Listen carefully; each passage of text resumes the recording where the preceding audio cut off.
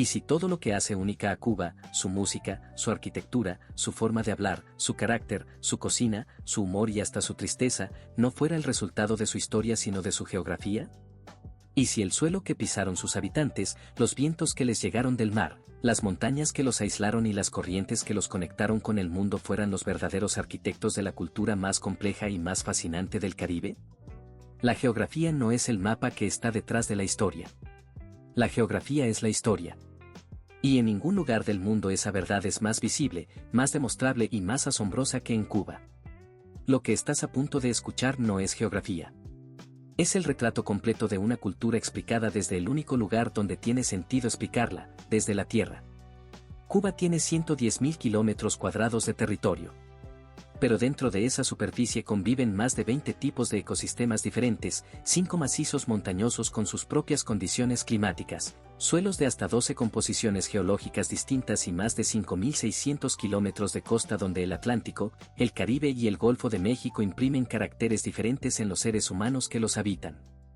No existe otro territorio del Caribe con esa diversidad geográfica interna.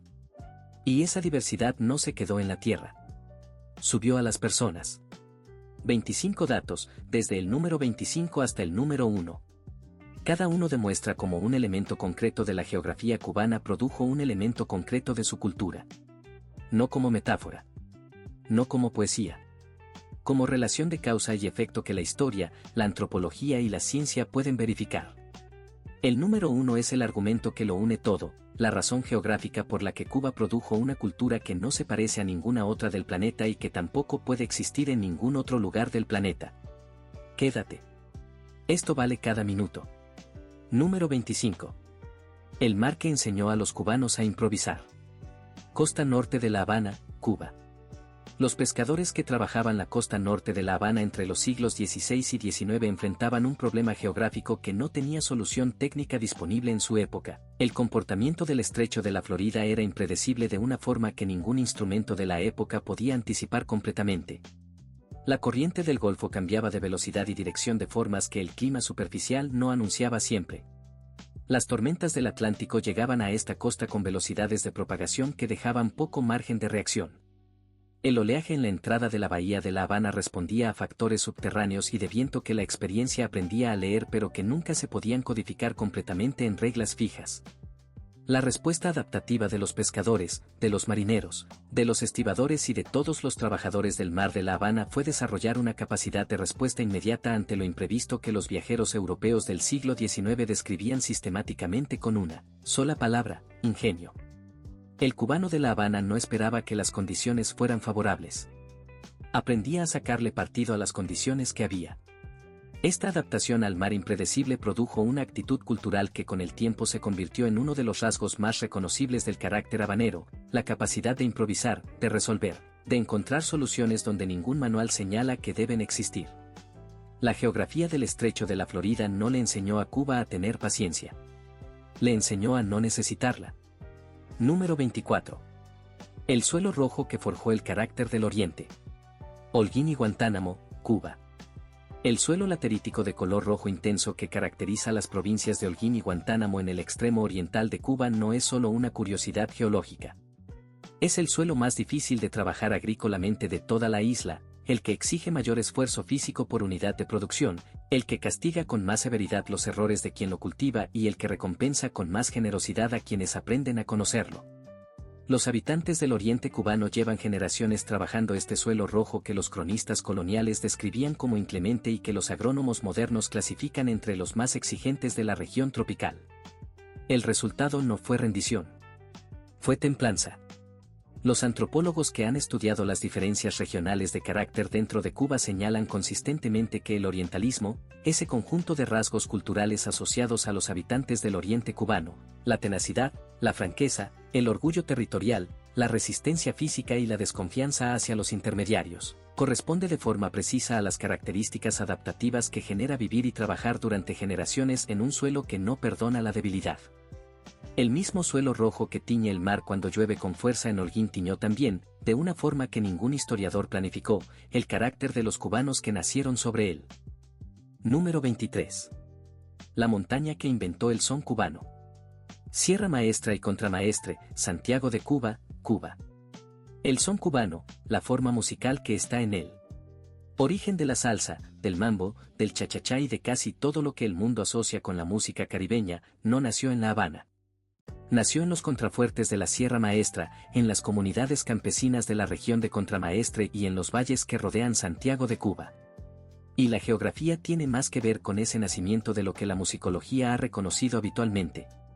Las comunidades montañosas del oriente cubano estaban aisladas por la Sierra Maestra de una forma que favorecía la preservación de tradiciones musicales africanas e ibéricas sin la dilución que producía el contacto continuo con la cultura urbana. Al mismo tiempo, esas comunidades tenían acceso, a través de Santiago de Cuba, a influencias del Caribe francófono procedentes de Haití y de otras islas que habían llegado a Cuba con las migraciones del siglo XIX. La Sierra Maestra creó el aislamiento suficiente para que cada tradición musical se preservara con su identidad propia, y la geografía de comunicación de Santiago de Cuba creó el contacto suficiente para que esas tradiciones se encontraran y se fusionaran. El resultado fue el son, una síntesis musical que solo era posible en el punto exacto donde la montaña termina y el puerto comienza. La geografía creó el laboratorio. La cultura cubana hizo el experimento. Número 22. El viento que construyó la arquitectura habanera. La Habana colonial, La Habana, Cuba. Los arquitectos e ingenieros españoles que trazaron la Habana colonial en el siglo XVI no estaban haciendo arte. Estaban resolviendo un problema geográfico, como hacer habitable una ciudad tropical sin ningún sistema de refrigeración artificial en un clima donde la temperatura y la humedad podían ser insoportables durante meses. La solución no fue tecnológica. Fue geográfica.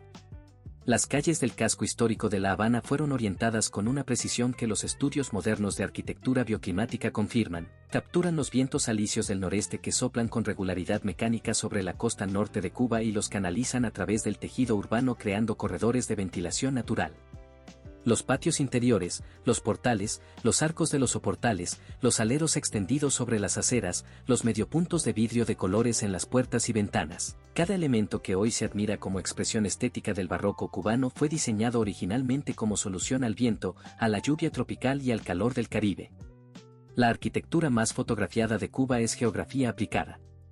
Cada columna, cada arco, cada patio con su fuente es la respuesta que el viento del noreste arrancó a los constructores de una ciudad que aprendió a vivir con la brisa antes de que existiera ninguna otra forma de hacerlo. Número 21. La humedad de Baracoa y la cocina más original de Cuba. Baracoa, Guantánamo, Cuba. Baracoa, la ciudad más lluviosa de Cuba con más de 3.000 milímetros de precipitación anual, desarrolló la cocina más singular y menos conocida de la isla, una gastronomía que los etnólogos culinarios describen como la única cocina cubana verdaderamente original porque es la única que surgió de ingredientes que solo la geografía de Baracoa podía producir. El cacao, que necesita exactamente la humedad y la sombra que proporciona el bosque pluvial de Baracoa, llegó a esta región como cultivo precolombino y sobrevivió en ella cuando desapareció de casi todas las otras zonas de Cuba. El coco, que crece con excepcional densidad en la franja costera que la humedad del Atlántico riega constantemente, se convirtió en el ingrediente base de una cocina que usa la leche de coco donde el resto de Cuba usa el agua. El tetú, un pequeño pez de río endémico de los sistemas fluviales de Baracoa, existe solo en esas aguas porque solo esas aguas tienen las condiciones específicas de temperatura, oxigenación y caudal que la especie necesita. La cocina de Baracoa, con sus cucuruchos de coco, su chocolate de piedra, su bacán y su tetú frito, es comida que la geografía diseñó antes de que ningún cocinero la tocara. Comer en Baracoa es comer la geografía de la ciudad más antigua de Cuba. Número 20. El aislamiento del Escambray y la preservación del habla canaria. Sierra del Escambray, Sancti Spíritus y Villa Clara, Cuba.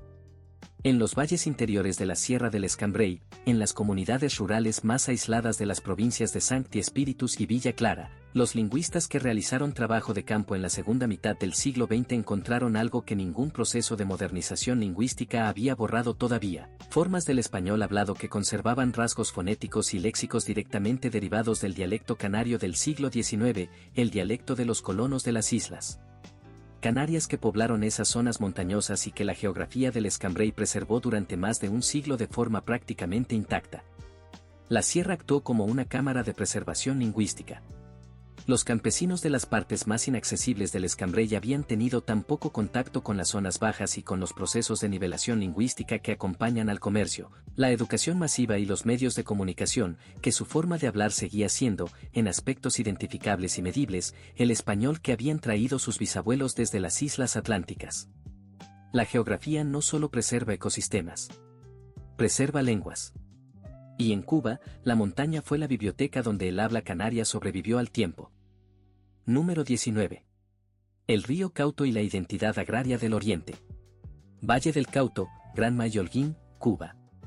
El río Cauto, el más largo de Cuba con más de 300 kilómetros de recorrido desde la Sierra Maestra hasta el Golfo de Guacanayabo, no solo es el río más importante de la isla en términos hidrológicos.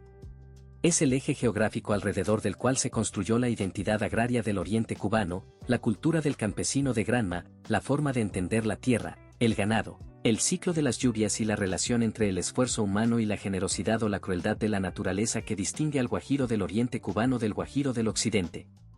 El Valle del Cauto, con sus suelos aluviales de extraordinaria fertilidad construidos durante miles de años por los sedimentos que la Sierra Maestra envía río abajo, fue durante 2 siglos el corazón de la producción azucarera cubana y la fuente de prosperidad y de conflicto social que marcó la historia del oriente de la isla.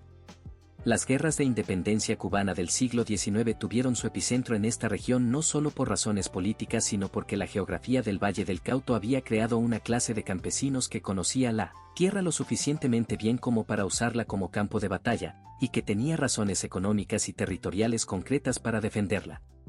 El Cauto no fue solo el río de la isla. Fue el río de una identidad. Número 18. El Mar del Sur y el carácter del cubano de las costas tranquilas. Costa sur de Matanzas y Cienfuegos, Cuba. La costa sur de Cuba, que mira hacia el mar Caribe interior protegido por el archipiélago de los Canarreos, tiene un comportamiento oceanográfico radicalmente distinto al de la costa norte que enfrenta el Atlántico abierto. Las aguas del sur son más tranquilas, más cálidas, más predecibles en sus mareas y menos violentas en sus tormentas.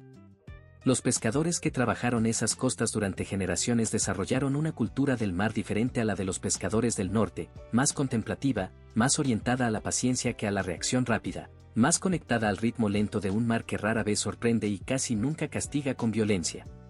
Los etnólogos que han estudiado las comunidades costeras del sur cubano señalan una diferencia de temperamento estadísticamente significativa entre los habitantes de las costas tranquilas del Caribe interior y los de las costas expuestas del Atlántico Norte, una diferencia que no responde a etnicidades ni a historias migratorias sino al comportamiento del mar frente a cada costa.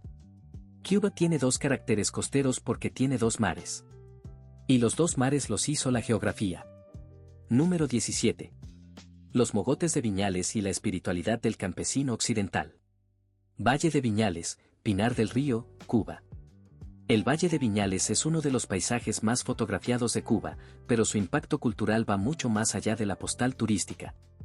Los mogotes, esas colinas de caliza de paredes verticales que emergen de la llanura con una presencia tan categórica que resulta imposible ignorarlos, marcaron de forma profunda la espiritualidad y la cosmología de los campesinos que vivieron entre ellos durante generaciones. Los investigadores del folclore cubano que estudiaron las comunidades rurales de Pinar del Río en el siglo XX documentaron una relación con el paisaje físico inmediato de una intensidad que no encontraron en ninguna otra región de Cuba. Los mogotes aparecían en las canciones, en los cuentos, en los remedios de la medicina tradicional, en las prácticas religiosas sincrética que mezclaban el catolicismo con las tradiciones de origen africano. Los guajiros de Viñales nombraban los mogotes como se nombran a los vecinos. Los reconocían desde todos los ángulos con la precisión de quien conoce una cara familiar. Los usaban como calendarios, como señales climáticas, como puntos de referencia espiritual. El paisaje geográfico del Valle de Viñales no era el fondo sobre el que vivían esas personas. Era un interlocutor activo en su vida cotidiana. La geografía de Viñales no solo formó el suelo. Formó el alma. Número 16. La diversidad geológica que hizo a Cuba multiétnica. Todo el archipiélago cubano, Cuba. Cuba tiene más de 12 tipos diferentes de suelo en un territorio de 110.000 kilómetros cuadrados. Esta diversidad geológica no es un dato técnico sin consecuencias humanas. Es la razón por la que Cuba necesitó y atrajo durante siglos a poblaciones de orígenes radicalmente distintos para explotar cada tipo de tierra de la forma más eficiente posible. Los suelos rojos lateríticos del oriente atrajeron y retuvieron determinados grupos de trabajadores. Los suelos negros arcillosos de Matanzas fueron la base de la industria azucarera que generó la mayor concentración de población de origen africano de la isla. Los suelos calcáreos de Pinar del Río, únicos en sus características para el cultivo del tabaco de calidad excepcional, crearon una cultura agraria específica que los investigadores identifican como distinta de cualquier otra tradición campesina cubana. Los suelos aluviales del Cauto atrajeron la ganadería y la agricultura de subsistencia. Cada tipo de suelo requirió trabajadores diferentes, generó economías diferentes, atrajo migraciones diferentes y produjo expresiones culturales diferentes.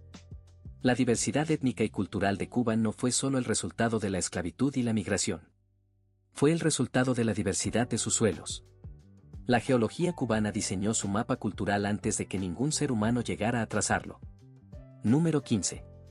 El tabaco de Pinar del Río y la cultura de la precisión. Vuelta Abajo, Pinar del Río, Cuba. La región de Vuelta Abajo en Pinar del Río produce el tabaco considerado por los expertos como el mejor del mundo para la manufactura de habanos de calidad superior. Esta reputación no es comercial ni convencional.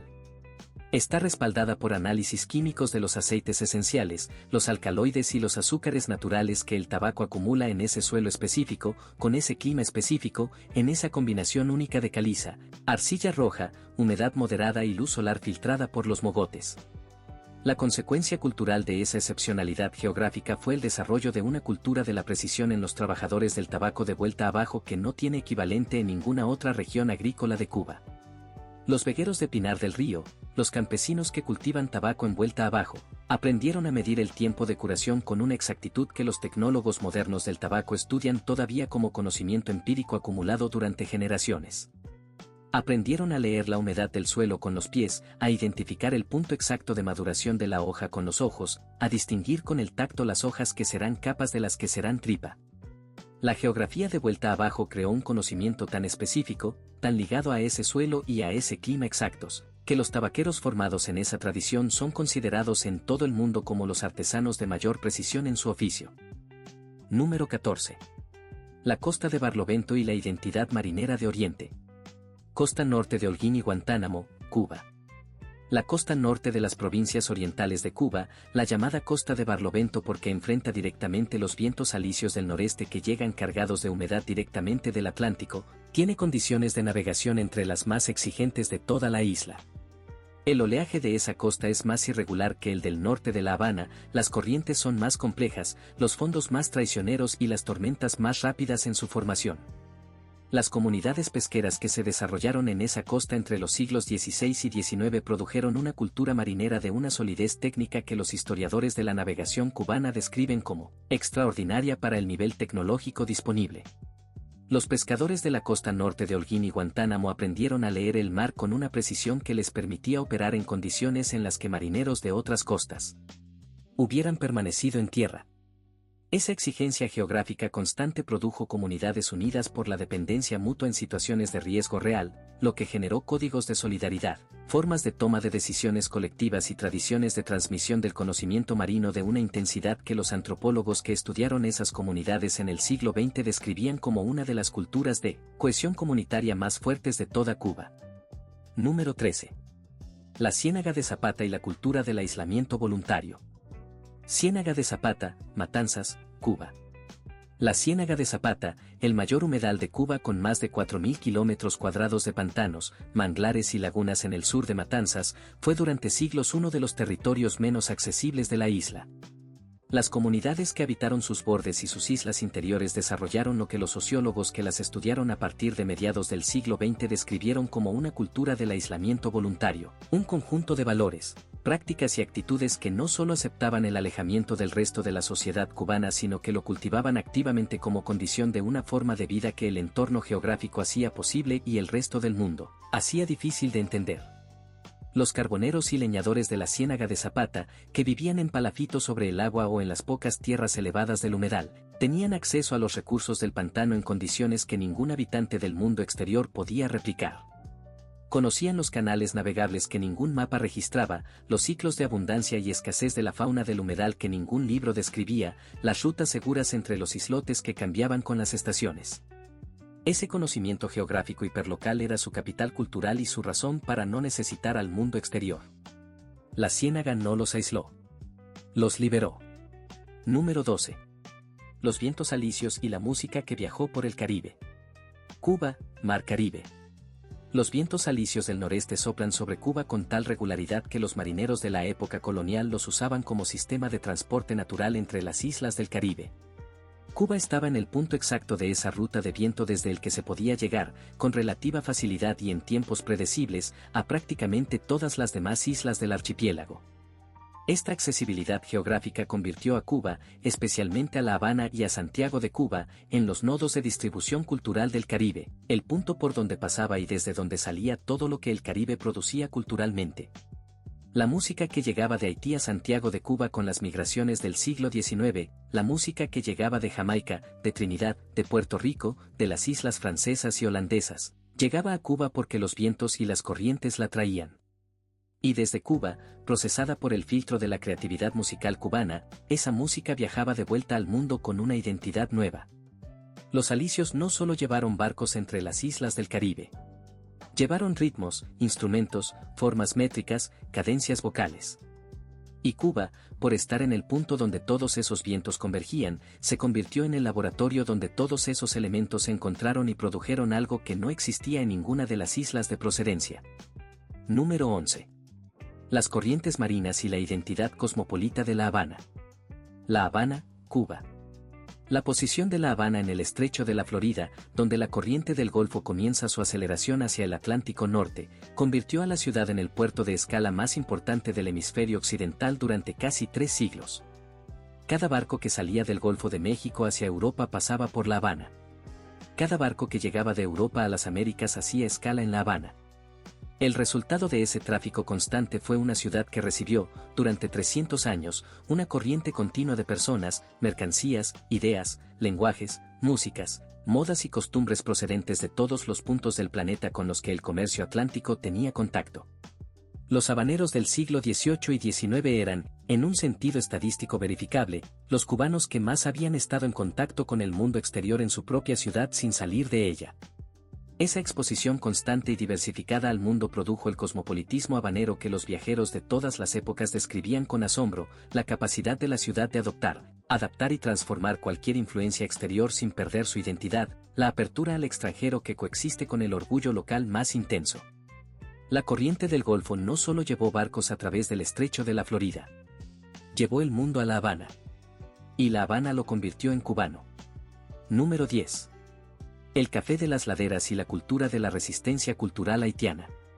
Sierra Maestra y macizo de Nipesaguá Baracoa, Cuba. Entre finales del siglo XVIII y principios del siglo XIX, decenas de miles de personas procedentes de Haití llegaron a Cuba como resultado de la Revolución haitiana. Muchos de ellos se establecieron en las laderas de la Sierra Maestra y del macizo de Nipesaguá Baracoa en el oriente cubano, donde encontraron condiciones geográficas similares a las de las montañas de Haití que habían conocido, alturas moderadas, humedad constante, suelos volcánicos ricos en minerales, temperaturas que evitaban los extremos del trópico costero. Esa semejanza geográfica fue determinante. Los haitianos que llegaron a las montañas orientales de Cuba no se disolvieron en la cultura cubana circundante. Preservaron su lengua, el creole haitiano, sus ceremonias religiosas del vodú, su música de tumba francesa y sus técnicas de cultivo del café durante generaciones, en algunos casos hasta el siglo XXI. La geografía de las laderas orientales de Cuba fue lo suficientemente parecida a la de su origen como para que la cultura haitiana no necesitara transformarse para sobrevivir. Las montañas preservaron una cultura que las llanuras habrían diluido. El café que creció en esas laderas lleva todavía el sabor de 2 geografías. Número 9. La luz del Caribe y la pintura cubana. Cuba, Mar Caribe. La luz del Caribe tiene características físicas medibles que la distinguen de la luz de cualquier otra región del planeta. La intensidad solar combinada con la reflexión sobre el agua del mar y la difracción producida por la humedad constante del aire tropical insular crea un espectro lumínico de una saturación cromática que los pintores que llegaron a Cuba del exterior describían invariablemente como imposible de reproducir con los pigmentos disponibles en sus tradiciones pictóricas de origen. Los primeros pintores europeos que documentaron Cuba en el siglo XIX volvieron a sus países de origen con obras que sus contemporáneos consideraban exageradas en el color, inverosímiles en la saturación de los verdes, los azules y los ocres. No estaban exagerando. Estaban siendo fieles a una luz que sus audiencias europeas no habían visto nunca. Los pintores cubanos que se formaron en esa luz desde la infancia desarrollaron una relación con el color que los críticos de arte describen como uno de los rasgos más consistentes y más específicamente cubanos de la tradición pictórica de la isla, la preferencia por la saturación cromática intensa, la comodidad con los contrastes de luz y sombra extremos, la tendencia a no temer el color en su máxima expresión. La pintura cubana aprendió a ver así porque la geografía del Caribe enseñó a ver así a todos los cubanos desde que abrieron los ojos por primera vez. Número 8. Las sabanas de Camagüey y la cultura ganadera más singular del Caribe. Llanura de Camagüey, Cuba. Las llanuras de Camagüey, las más extensas de Cuba con más de 20.000 kilómetros cuadrados de sabana semiárida salpicada de la palma real y del marabú, crearon las condiciones geográficas para el desarrollo de una cultura ganadera que los historiadores describen como la más singular del Caribe y la más similar, en sus valores y en sus prácticas, a las culturas ganaderas de la pampa argentina y del llano venezolano que a las culturas agrícolas del resto de Cuba. El camagüeyano de las sabanas históricas tiene un conjunto de rasgos culturales que los sociólogos que los han estudiado atribuyen directamente a la relación con el ganado y con los espacios abiertos, la valoración de la autonomía personal por encima de la colectividad, la habilidad en el manejo del caballo como extensión del cuerpo, la sobriedad verbal que contrasta con la locuacidad de los cubanos de las ciudades costeras, la orientación hacia el trabajo físico sostenido como medida de valor personal. Camagüey no produce la misma persona que La Habana ni que Santiago de Cuba porque su geografía no produce el mismo ambiente. La llanura forma de una manera, la montaña de otra, y la costa de otra. Cuba es 3 países culturales dentro de una sola bandera. Número 7. El sistema kárstico y la espiritualidad de las cuevas. Pinar del Río y Matanzas, Cuba. Cuba tiene más de 11.000 cuevas catalogadas y una densidad de formaciones kársticas por kilómetro cuadrado que la convierte en uno de los territorios con mayor concentración de espacios subterráneos del planeta. Esta realidad geográfica no fue irrelevante para los seres humanos que habitaron la isla desde antes de la llegada de los europeos. Las culturas indígenas cubanas, los iboneyes y los taínos, utilizaron las cuevas como espacios ceremoniales, como lugares de deposición de los muertos y como centros de práctica ritual de una intensidad que los arqueólogos que estudian el arte rupestre cubano describen como una de las tradiciones espirituales más elaboradas del Caribe precolombino. La cueva de Punta del Este en la Isla de la Juventud, con sus más de 250 pictogramas de círculos concéntricos alineados con el sol del solsticio, es el ejemplo más documentado de esa espiritualidad kárstica.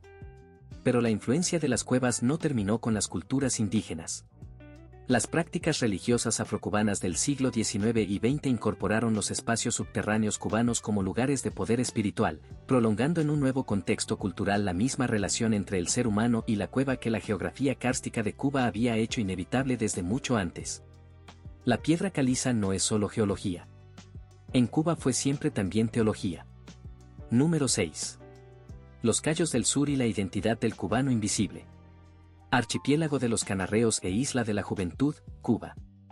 La Isla de la Juventud, llamada históricamente Isla de los Pinos, y el archipiélago de los Canarreos que la rodea, han sido durante siglos los territorios más alejados del centro político y cultural de Cuba.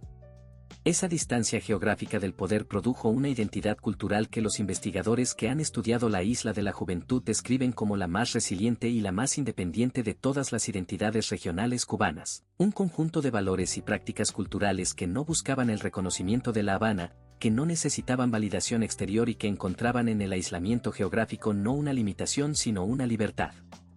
La historia de la Isla de la Juventud como lugar de exilio, de cumplimiento de condenas, de experimentos sociales y de refugio para comunidades que el continente no quería, es también la historia de cómo la geografía del alejamiento produce culturas de autoafirmación radical.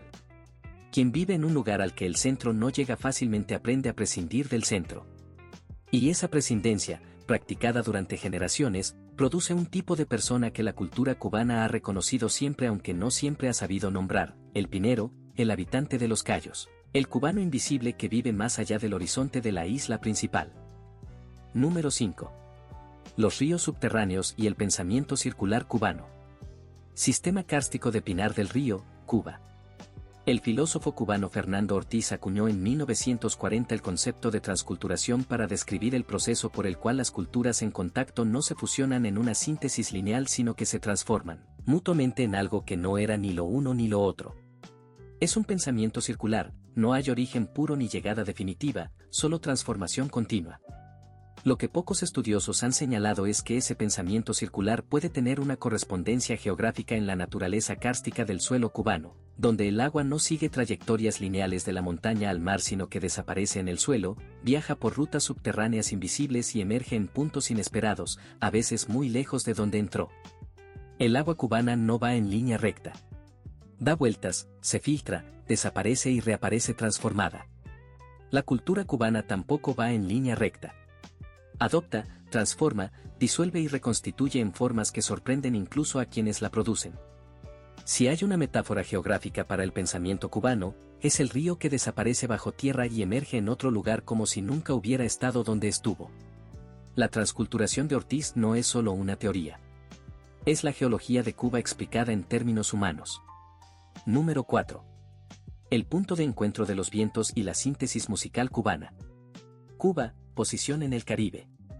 Cuba está en el punto donde los vientos alisios del noreste, que traen la influencia atlántica y europea, se encuentran con las corrientes del sur del Caribe, que traen la influencia africana y antillana.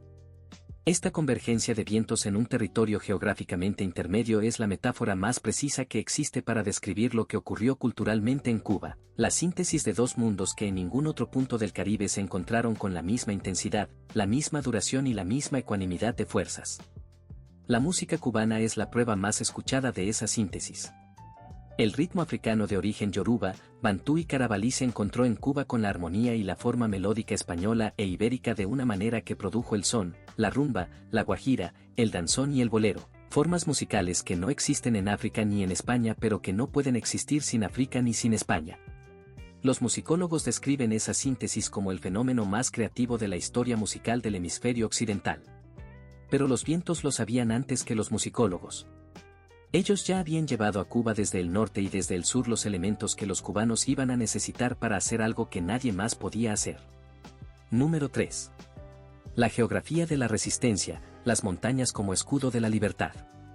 Sierra Maestra y Sierra del Escambray, Cuba. Las guerras de independencia cubana del siglo XIX y la revolución del siglo XX tuvieron en común un factor geográfico que los historiadores militares identifican como determinante, la existencia de sistemas montañosos inaccesibles donde las fuerzas de resistencia podían operar con una ventaja estratégica que compensaba su inferioridad numérica y tecnológica frente al poder colonial primero y frente al ejército regular después. La Sierra Maestra y la Sierra del Escambray no solo fueron refugios militares. Fueron los territorios donde se formó la cultura de la resistencia cubana, el conjunto de valores, prácticas y actitudes que asocian la libertad con la montaña, la dignidad con la capacidad de subsistir en condiciones difíciles y la identidad con el conocimiento del terreno que el enemigo no tiene. Los mambises del siglo XIX y los guerrilleros del siglo XX aprendieron a combatir en la montaña porque la montaña les enseñó todo lo que necesitaban saber, la paciencia, el silencio, la orientación sin referencias artificiales, la lectura del terreno como texto. La geografía no solo decidió dónde se pelearon las guerras de Cuba. Decidió cómo se entendió la libertad en Cuba. Y esa comprensión sigue siendo, en sus formas culturales más visibles, profundamente montañera. Número 2. La isla como límite y como horizonte, la tensión geográfica que define al cubano. Todo el archipiélago cubano, Cuba. Vivir en una isla es vivir con el horizonte como frontera permanente.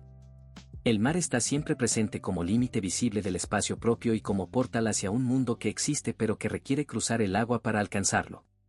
Esta condición geográfica produce en las culturas insulares una tensión entre el arraigo y el deseo de salir que los psicólogos culturales han estudiado en muchas islas del mundo pero que en Cuba adquiere una intensidad particular por la historia política que convirtió el mar de horizonte en mar de restricción.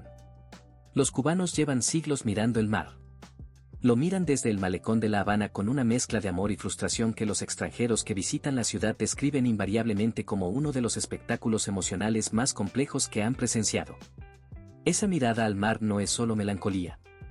Es la expresión cultural de una condición geográfica que el ser humano no puede ignorar ni resolver. El mar está ahí, hermoso y absoluto, prometiendo un mundo que existe más allá de él. La tensión entre el cubano que quiere quedarse y el cubano que quiere irse no es política en su origen. Es geográfica. Es la tensión entre la tierra que formó a una persona y el horizonte que esa tierra no puede suprimir. Cuba produjo la cultura de la añoranza porque la geografía de la isla hace imposible no añorar algo, la tierra cuando estás lejos, el horizonte cuando estás en tierra. Número 1. Cuba es la única geografía del mundo que podía producir esta cultura. Todo el archipiélago cubano, Cuba. Hay culturas que son extraordinarias. Y hay culturas que son únicas. La diferencia entre las dos no es de calidad sino de reemplazabilidad. Una cultura extraordinaria podría haber surgido en otro lugar bajo condiciones similares. Una cultura única solo podía surgir en el lugar exacto donde surgió porque ningún otro lugar del planeta tiene las condiciones exactas que la hicieron posible. La cultura cubana es única en ese segundo sentido, el más exigente de los dos. No existe ningún otro punto del planeta donde el Atlántico, el Caribe y el Golfo de México se encuentren simultáneamente. No existe ningún otro territorio del tamaño de Cuba que concentre la misma diversidad de suelos, climas, ecosistemas y condiciones costeras.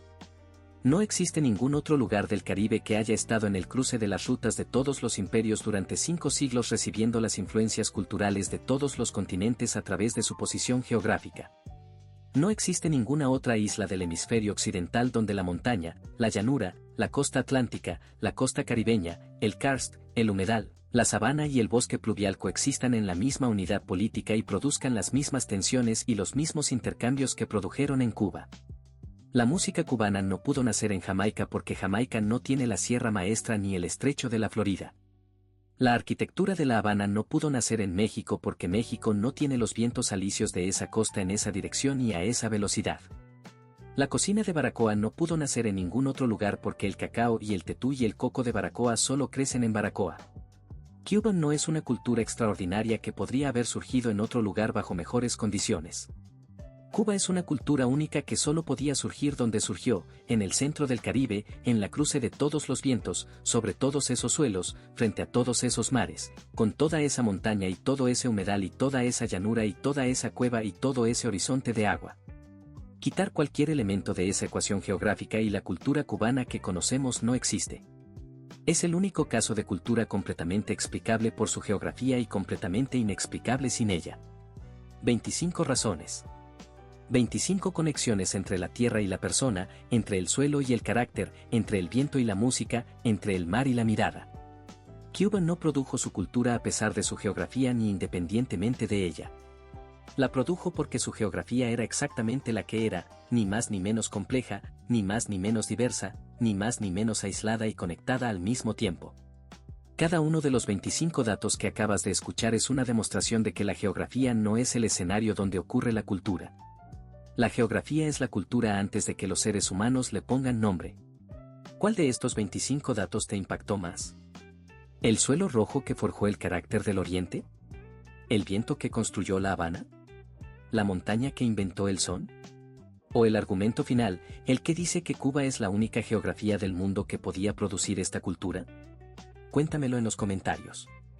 Porque si algo ha demostrado esta serie, es que la geografía tiene mucho más que decir de lo que cualquier mapa sugiere. Si llegaste hasta aquí, ya sabes que Mundo Insólito no habla de lugares. Habla de lo que los lugares hacen con las personas.